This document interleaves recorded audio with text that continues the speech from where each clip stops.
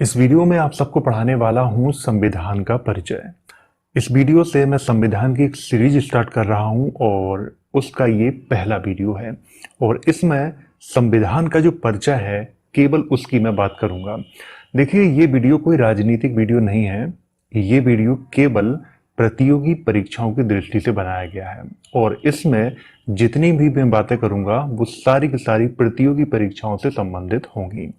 तो इस वीडियो को आप लोग पूरा देखना ताकि ये आपको बहुत अच्छे से समझ में आ जाए और आपको कोई भी दिक्कत ना हो।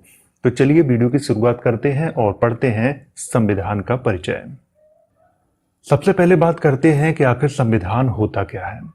देखिए, संविधान वह कानूनी दस्तावेज है जिससे किसी भी देश के शासन को चलाया जाता है, वह संविधान होता है। तो ये एक छोटी सी परिभाषा है, आपको बस इसे याद रखना है, क्योंकि अगर आपसे कोई पूछता है कि संविधान आखिर होता क्या है, क्या चीज है संविधान, तो सबसे पहले आपको उसकी परिभाषा छोटी सी याद रखनी चाहिए कि आप बता सको। तो इसको आपको अच्छे से यहाँ पे याद रखना है। वैसे मैं आपको बता दूं कि हमारे देश में लोग संविधान, गांव में तो संविधान का सार ही नहीं जानते लोग कि संविधान होता क्या है। आजकल जो युवा हैं, अगर उनकी बात करें तो वो कब संविधान को पढ़ते हैं, जब उन्हें किसी प्रतियोगी परीक्षा की तैयारी करनी होती है तभी वो संविधान को पढ़ते हैं, अन्यथा उन्हें संविधान से कोई मतलब नहीं है। लेकिन अगर संविधान को अपनी मूल जिंदगी में देखा जाए तो संविधान का एक बहुत अहम रोल है। इसीलिए हमें संविधान की जो बेसिक जो जानकारी है वो बहुत जरूरी है। तो आपको ये परिभाषा यहाँ पे याद रखनी है। भारतीय संविधान को संविधान सभा द्वारा 26 नवंबर 1949 ईस्वी को स्वीकार किया गया था और 26 जनवरी 1950 ईस्वी से संपूर्ण संविधान को लागू किया गया, जिसमें 22 भाग, 395 अनुच्छेद और 8 अनुसूचियां थीं। परंतु वर्तमान समय में 22 भाग, 395 अनुच्छेद एवं 12 अनुसूचियां हैं। तो मैं आपको यहाँ पर थोड़ा समझा देता हूँ। देखिए, संविधान को, भारतीय संविधान को संविधान सभा द्वारा, देखिए संविधान सभा के बारे में मैं एक स्पेशल वीडियो बनाऊंगा तो उसमें मैं आपको बहुत डिटेल से समझाऊंगा। वैसे तो आप लोग इतना तो जानते ही होंगे कि संविधान सभा क्या थी। तो संविधान सभा द्वारा कब अपनाया गया था? 26 नवंबर 1949 को अपनाया गया था क्या? संविधान। और पूरा जो संविधान है वो कब से लागू हुआ था? 26 जनवरी 1950 से पूरा संविधान पूरे भारत में लागू हुआ था। और उस समय संविधान में 22 भाग थे, 395 अनुच्छेद थे और 8 अनुसूचियां थीं। अगर वर्तमान की बात करें तो वर्तमान में 22 भाग हैं, 395 अनुच्छेद हैं। मैं आपको बता दूं कि कहीं कहीं आपने देखा होगा कि 465 अनुच्छेद। तो यहाँ पे मैं आपको बताना चाहूंगा कि अनुच्छेद तो आज भी 395 ही हैं, लेकिन अनुच्छेदों के अंदर जो अनुच्छेद होते हैं जिन्हें उप अनुच्छेद कहा जाता है, इन सबको अगर मिला लिया जाए तो 450 से ऊपर अनुच्छेद हो चुके हैं भारतीय संविधान में। ठीक है, तो आप लोग यहाँ पर थोड़ा कंफ्यूज ना हो। और वर्तमान में 12 अनुसूचियां हैं, ये भी आपको यहाँ पे याद रखना है। तो ये जितना मैंने हाईलाइट किया हुआ है ये याद रखना है आपको, ये बहुत महत्वपूर्ण है और ये एक बेसिक जानकारी है, आपको याद जरूर होनी चाहिए। भारतीय संविधान के निर्माण में 2 वर्ष 11 महीने एवं 18 दिन का समय लगा, जिसमें कुल मिलाकर 63,96,729 रुपए खर्च हुए थे। देखिए कितना समय लगा, ये तो वैसे भी कोई ना कोई पूछ लेता है कि भारतीय संविधान के निर्माण में कितना समय लगा था। 2 वर्ष 11 महीने एवं 18 दिन का समय। अब यहाँ पे एक सवाल पैदा होता है, कुछ लोग, देखो मेरे यार दिमाग में बहुत सारे सवाल पैदा हो जाते हैं जब भी मैं पढ़ाता हूँ तब। कुछ लोग कहते हैं कि संविधान कॉपी है। अगर संविधान कॉपी है तो 2 वर्ष 11 महीने और 18 दिन का समय नहीं लगता। इसकी मैं चर्चा आगे आने वाले वीडियो में करूंगा और कुछ चर्चा मैं इस वीडियो में करूंगा। फिलहाल यहाँ पर मैं चर्चा नहीं करता हूं। तो आपको ये जितना हाईलाइट किया हुआ है ये आपको याद रखना है। भारतीय संविधान की प्रस्तावना, देखिए प्रस्तावना कहें, उद्देशिका कहें या फिर प्रियम्बल कहें, एक ही बात है।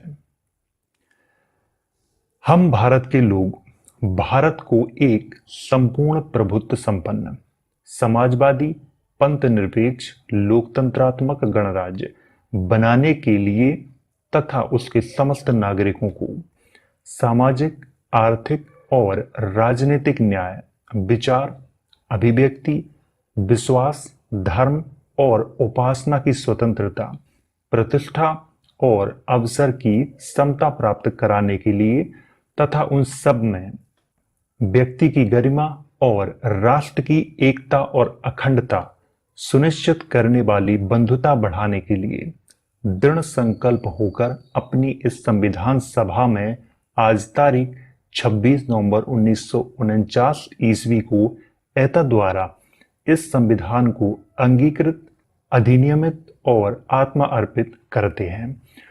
तो ये तो थी प्रस्तावना कहें, उद्देश्य का कहें या फिर प्रियम्बल, ठीक है। और इसको याद करना बहुत जरूरी है, आपको ये पूरी अच्छे से याद होनी चाहिए अगर आप प्रतियोगी परीक्षा की तैयारी कर रहे हैं तो।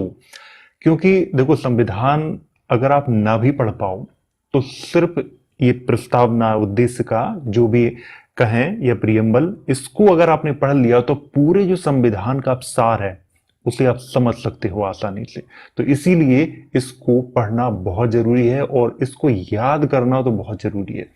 अब बात आती है, इसमें कुछ ऐसे शब्दों का प्रयोग किया गया है जैसे कि लोकतंत्रात्मक और राष्ट्र की एकता, अखंडता।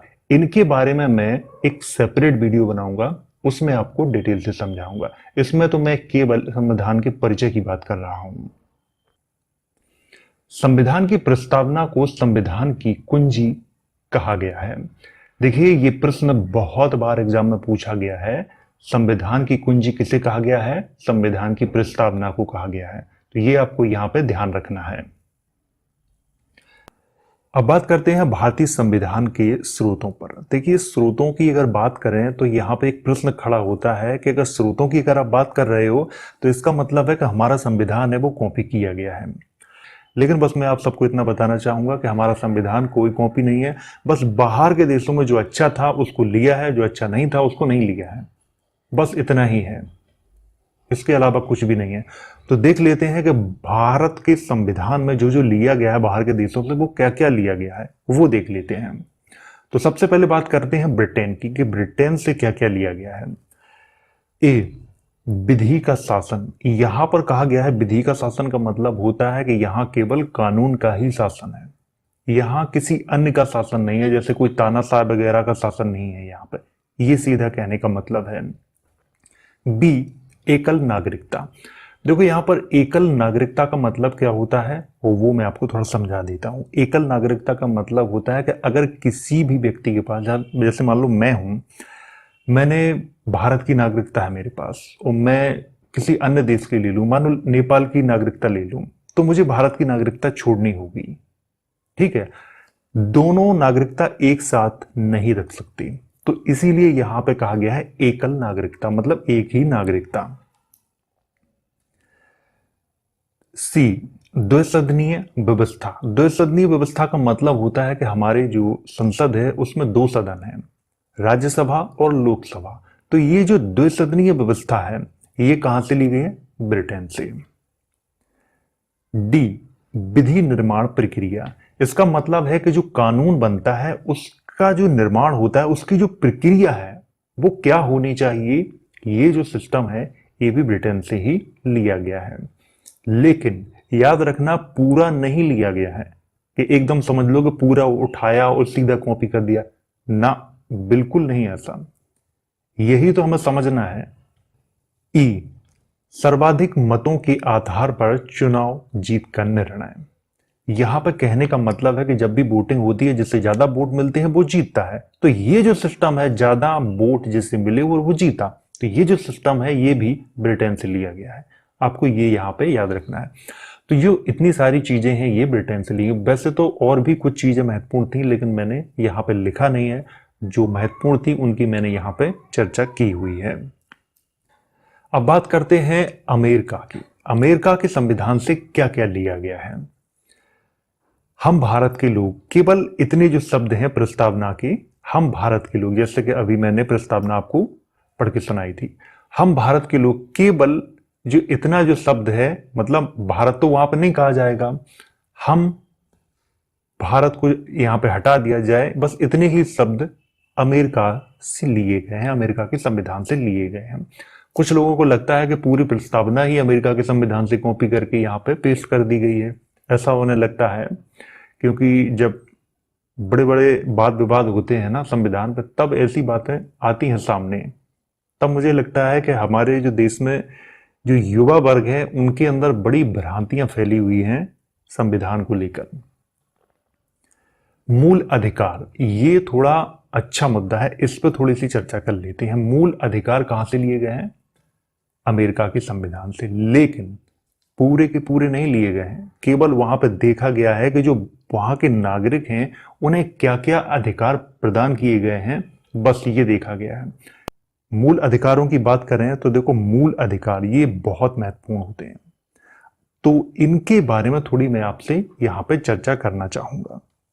सबसे पहले तो ये जान लेते हैं कि मूल अधिकार होते क्या है। मूल अधिकार वो अधिकार होते हैं जो किसी व्यक्ति के जीवन के अधिकार, स्वतंत्रता और अभिव्यक्ति के लिए बहुत आवश्यक होते हैं, वही मूल अधिकार होते हैं।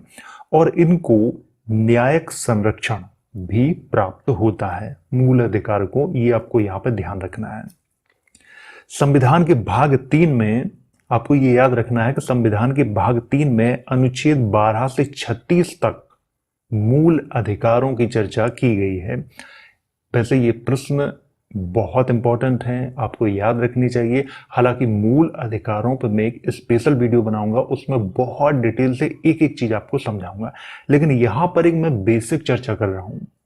शायद आपको बोरिंग लग सकता है, लेकिन पता नहीं, मेरी एक आदत है कि जब भी मैं कोई अच्छी चीज देखता हूं तो उस पर थोड़ा डिटेल से बात करना मैं पसंद करता हूं।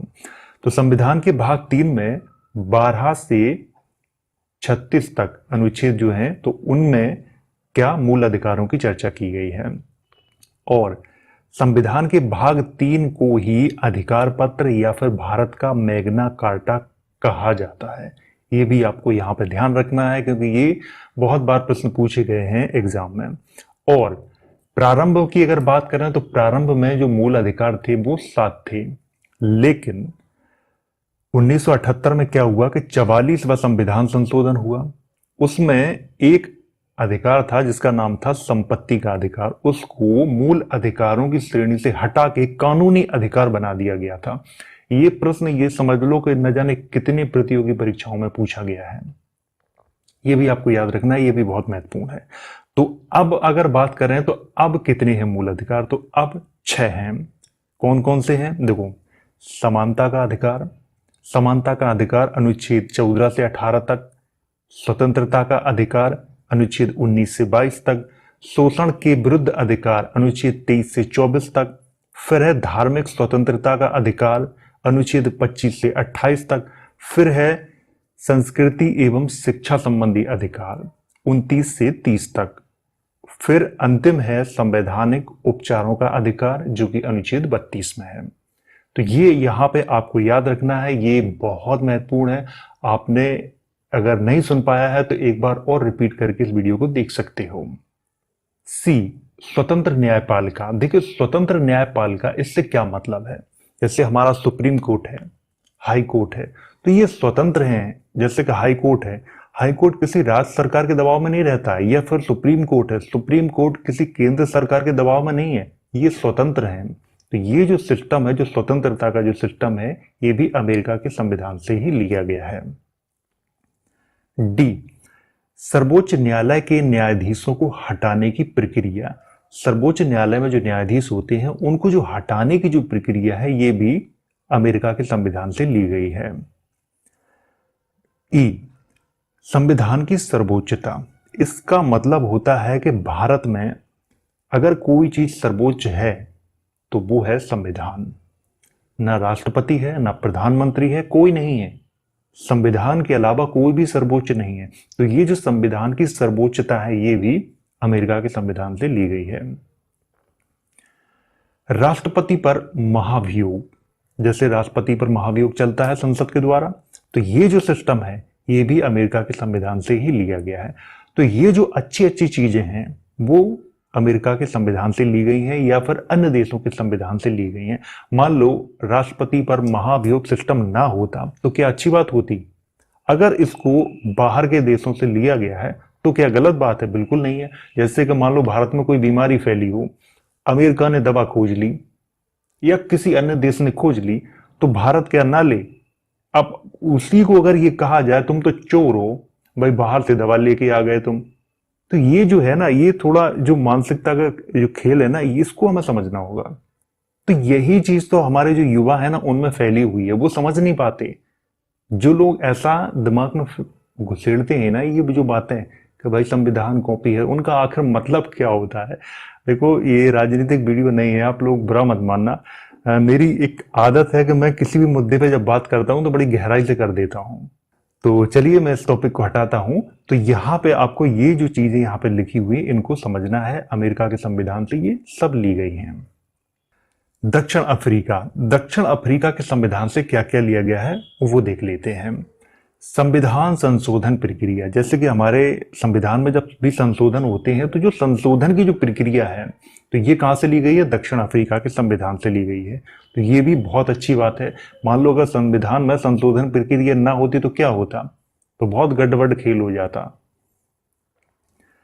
राज्यसभा के सदस्यों का निर्वाचन, जब भी राज्यसभा में जो सदस्य निर्वाचित होते हैं तो उनके जो निर्वाचन की जो प्रक्रिया है वो कहां से ली गई है? दक्षिण अफ्रीका से ली गई है। अब बात करते हैं कनाडा के संविधान से क्या लिया गया है। मजबूत केंद्र के साथ संघीय व्यवस्था। यहां पर कहने का मतलब है कि आपका एक परिवार है, परिवार में एक मुखिया भी होता है। जैसे आप गांव में गए हो, गांव में क्या शहर में भी वही सिस्टम है। परिवार में अगर 5 लोग हैं तो जो सबसे जो पावरफुल व्यक्ति होता है उसमें एक न एक व्यक्ति पावरफुल होता है। तो ऐसा मान लो केंद्र और राज्यों को मान लो उनके बच्चे। तो ठीक यही सिस्टम भारत में अपनाया गया है। जो केंद्र है ना उसके पास बहुत तगड़ी शक्तियां हैं, राज्यों के पास इतनी तगड़ी शक्तियां नहीं है। तो बस सेम यही यहां पे कहा गया है कि मजबूत केंद्र के साथ संघीय व्यवस्था। ये कहां से ली गई थी? कनाडा के संविधान से ली गई थी। संघ एवं राज्य के बीच शक्ति का विभाजन। यहां पे कहने का मतलब है केंद्र और राज्यों के बीच जो शक्ति का जो विभाजन है ना, ये भी कनाडा से लिया गया था। मान लो एक यहां पर मेरे दिमाग में एक प्रश्न उठ रहा है कि केंद्र सरकार अगर मजबूत ना होती और राज्यों को मजबूत कर दिया जाता या फिर बराबरी का अधिकार दे दिया जाता तो फिर क्या होता? तो फिर वही होता कि जम्मू कश्मीर से जो अभी हट गई है ना, जो 370 वो नहीं हटती। क्यों? क्योंकि वहां केंद्र और राज्य दोनों ही एक जैसे हो जाते। तो यहां पर कैसे हटी? जब केंद्र मजबूत था तभी तो हटाई। अगर केंद्र मजबूत नहीं होता तो नहीं हटती। तो ये जो सिस्टम है, मान लो बिहार है, यूपी है, एमपी है, अगर ये भी सेम होते तो हो सकता है भारत के बीच से ही एक देश और नया बन जाता। तो इसीलिए ये जो सिस्टम है ये बहुत ही बढ़िया है। केंद्र मजबूत है तो जो स्टेट है वो अपने आप को स्वतंत्र घोषित नहीं करते, नहीं तो पता चलता कि एक स्टेट ने अपने आप को देश घोषित कर दिया है भारत के अंदर। तो ये जो सिस्टम है वैसे बहुत अच्छा सिस्टम है कि केंद्र मजबूत है। तो केंद्र अगर मजबूत है इसीलिए जो बाद बाकी जो स्टेट हैं वो उनके पास ज्यादा शक्तियां नहीं हैं। ऑस्ट्रेलिया से क्या लिया गया है? समवर्ती सूची, केंद्र एवं राज्य। देखिए इसके बारे में मैं एक स्पेशल वीडियो बनाऊंगा, उसमें मैं बहुत अच्छे से चर्चा करूंगा। तो समवर्ती सूची आपको पता है क्या होती है। व्यापार एवं वाणिज्य संबंधी प्रावधान। देखिए व्यापार और वाणिज्य संबंधी जो प्रावधान है ये भी ऑस्ट्रेलिया से लिए गए हैं। प्रस्तावना, उद्देश्य का की विशिष्ट भाषा। देखो प्रस्तावना का है या उद्देश्य का है, इसकी जो भाषा है जो विशिष्ट भाषा है, तो ये जो विशिष्ट भाषा है ये कहां से ली गई थी? ये भी ऑस्ट्रेलिया से ली गई थी। संसदीय विशेषाधिकार। देखिए संसदीय विशेषाधिकार इसका मतलब क्या होता है? जो कठिन शब्द होते हैं उनका मैं मतलब बता देता हूं। संसदीय विशेषाधिकार का मतलब है कि संसद के पास कुछ विशेष अधिकार हैं, जैसे कि कानून बनाने का अधिकार सिर्फ संसद के पास है, किसी के पास नहीं है। राष्ट्रपति के पास थोड़ी ना है कानून बनाने का अधिकार, कानून केवल संसद ही बना सकती है। अब मान लो ऐसा कोई कह दे कि हाँ भाई सिर्फ प्रधानमंत्री के पास है कानून बना देगा, नहीं भाई ऐसा नहीं है। कानून के निर्माण का अधिकार सिर्फ संसद के पास है। संसद ही कानून का निर्माण कर सकती है, कोई व्यक्ति नहीं कर सकता। तो ये जो सिस्टम है ना, वो ऑस्ट्रेलिया से लिया गया है। आयरलैंड, इससे क्या लिया गया है? देखिए, आयरलैंड से भी बहुत अच्छी अच्छी चीजें ली गई हैं, लेकिन मैंने यहाँ पर केवल उन चीजों की चर्चा की है जो प्रतियोगी परीक्षा की दृष्टि से महत्वपूर्ण है। राज्य के नीति निदेशक तत्व। देखिए, राज्य के नीति निदेशक तत्व, इन पर मैं एक स्पेशल वीडियो बनाऊंगा। उसमें बहुत डिटेल के साथ मैं समझाऊंगा कि राज्य के नीति निदेशक तत्व क्या होते हैं। राष्ट्रपति का निर्वाचन, आपको ये यहां पे याद रखना है कि राष्ट्रपति का निर्वाचन, इसकी जो प्रक्रिया है तो ये कहां से ली गई है? आयरलैंड से ली गई है। राज्यसभा में सदस्यों का नामांकन, जो नामांकन प्रक्रिया है वो कहां से ली गई है? आयरलैंड से ली गई है। अब बात करते हैं कि फ्रांस से क्या लिया गया है। गणतंत्रात्मक व्यवस्था, तो ये थोड़ा मैं आपको इसको समझा देता हूं, क्योंकि गणतंत्रात्मक व्यवस्था क्या होती है। देखो, गणतंत्रात्मक व्यवस्था वो होती है जैसे कि 26 जनवरी को क्या मनाया जाता है? गणतंत्र दिवस। और 15 अगस्त को क्या मनाया जाता है? स्वतंत्रता दिवस। तो ये जो गणतंत्रात्मक व्यवस्था है, इसका मतलब ये होता है कि हमारे देश में कोई भी, चाहे वो राष्ट्रपति हो, प्रधानमंत्री हो, मुख्यमंत्री हो, राज्यपाल हो, या फिर मुख्य न्यायाधीश हो, यानी कि कोई भी हो, कलेक्टर ही क्यों ना हो, वो वंशानुगत नहीं हो सकता। वंशानुगत का मतलब है कि मान लो कोई व्यक्ति है, राष्ट्रपति है, तो उसका बेटा भी राष्ट्रपति नहीं बनेगा ना। हाँ, अगर वो चुनाव के आधार पर बन सकता है तो बन सकता है, लेकिन वंशानुगत नहीं बन सकता। कि मान लो वर्तमान में कोई राष्ट्रपति है, फिर उसकी डेथ हो जाए, फिर उसके बाद उसका बेटा बन जाए, फिर उसका बेटा बन जाए, फिर उसका बेटा बन जाए, तो ये जो सिस्टम है ये नहीं हो सकता। ऐसे कोई प्रधानमंत्री है, प्रधानमंत्री के बाद कोई उसका बेटा बन जाए, वैसे तो वर्तमान प्रधानमंत्री का ऐसा कुछ है नहीं। ठीक है, मान लो प्रधानमंत्री ने कोई मुख्यमंत्री हो, तो इस तरह की जो व्यवस्था है, तो ये यही व्यवस्था कहलाती है गणतंत्रात्मक व्यवस्था। हालांकि इसके बारे में मैं डिटेल से आपको पढ़ाऊंगा कब, जब मैं आपको प्रस्तावना के उन शब्दों के बारे में चर्चा करूंगा, तब मैं आपको पढ़ाऊंगा। यहां पर तो मैं एक बेसिक चर्चा कर रहा हूं, तो ज्यादा मैं बातचीत नहीं करूंगा। स्वतंत्रता, समानता एवं बंधुत्व का जो सिद्धांत है, ये भी फ्रांस से ही लिया गया है, ये भी आपको ध्यान रखना है। रूस से क्या लिया गया है? देखिए, रूस से मूल कर्तव्य रूस से लिए गया है। ये भी प्रश्न बहुत बार एग्जाम में पूछा गया है।